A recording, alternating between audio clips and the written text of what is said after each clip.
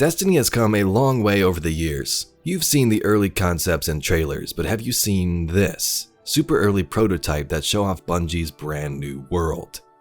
Today we're going to take a look back in time and compare the earliest days of Destiny to current day.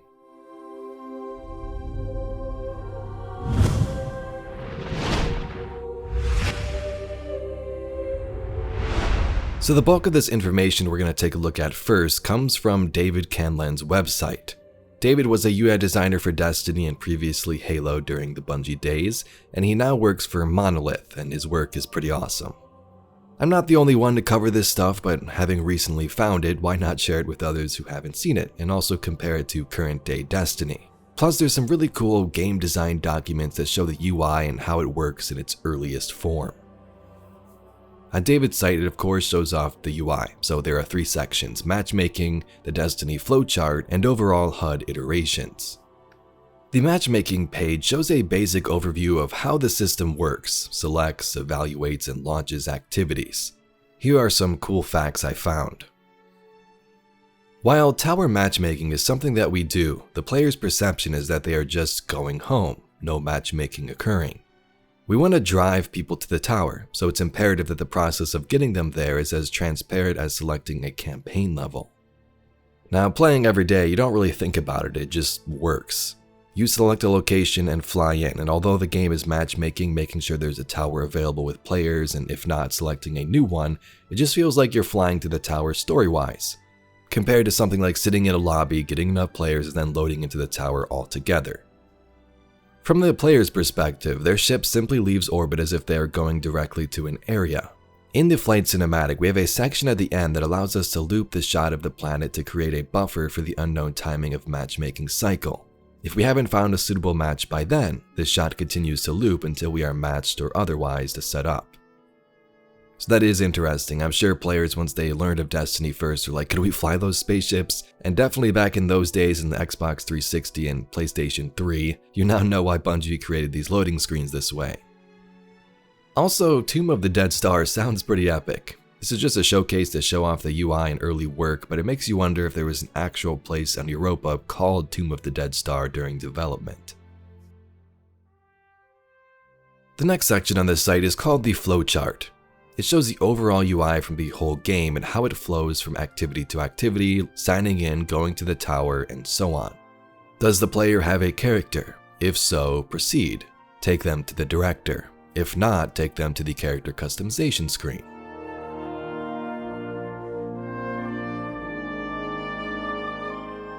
Another consideration was the Halo factor.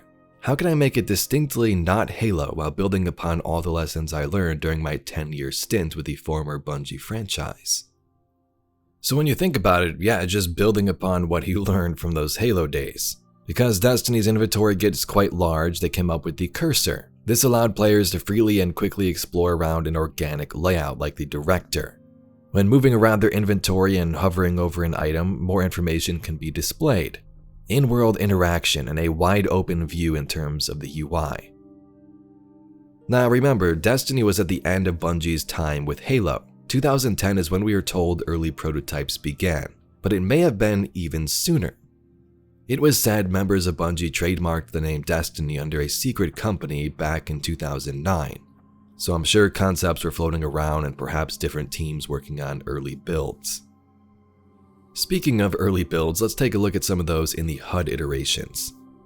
In the first clip of Canlen's video, the player and the environment is in a blackout-like phase while they do a test double jump, grenades, and shooting. Parts of these clips seem to be using their Halo engine to test things out as development moved along. You'll see enemies kinda resemble elites animation-wise, and some of the player animations look like armor abilities from Halo Reach. They probably just threw something in there to test it out.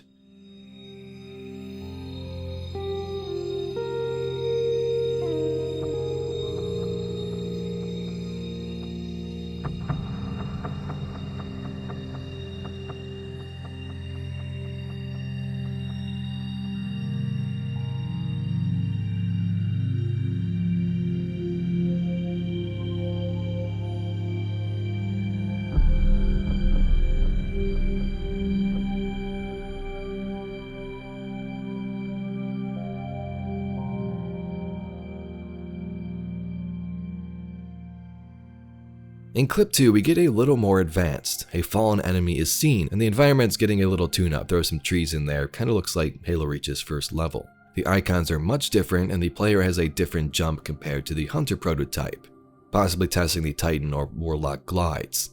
A fallen captain attacks the player and teleports around.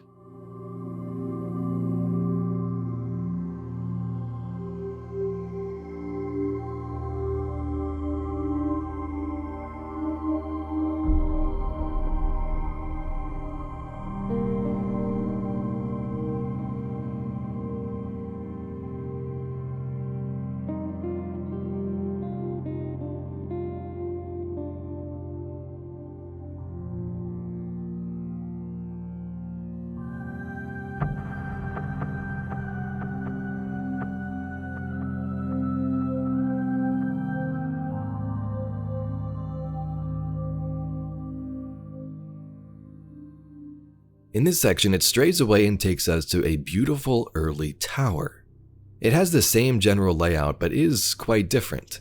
This middle statue is not in the final version of the game, and the whole section leading to the Vanguard leaders down the steps is not found. The stairs are completely missing.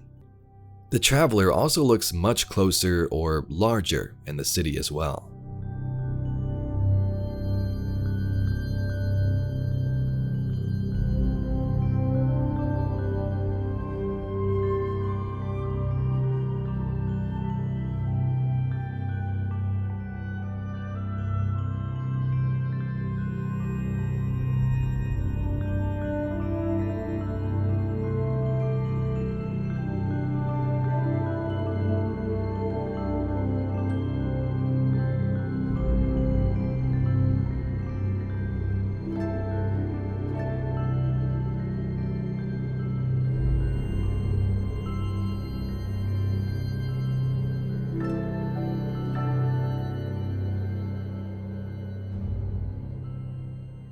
In the final UI iterations, we see some looks at different planets. I believe this one's Venus and also Mars after this. I tried jumping into Destiny 1 to sort of find these areas and compare, but I'm not sure if they are the exact same. Regardless, you can take a look at the art and see the upgrades.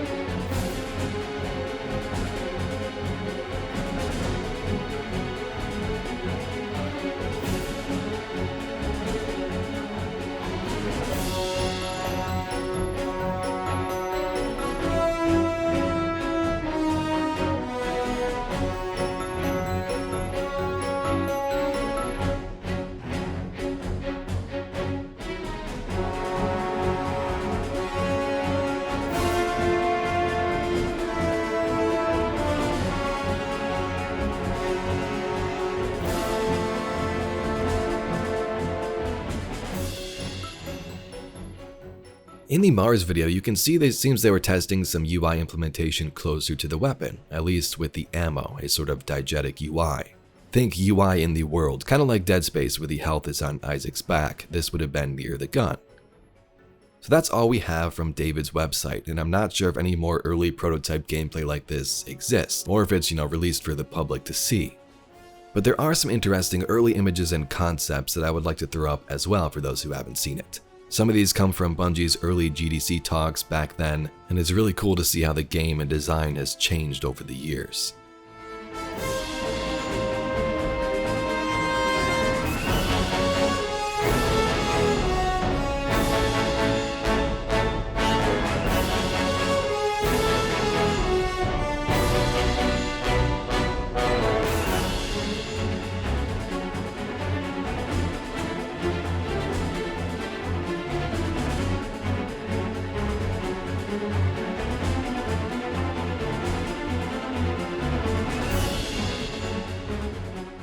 So there you have it, Guardians. I love this type of stuff, early prototypes and blockouts of games that show the early intentions and just how far it's come.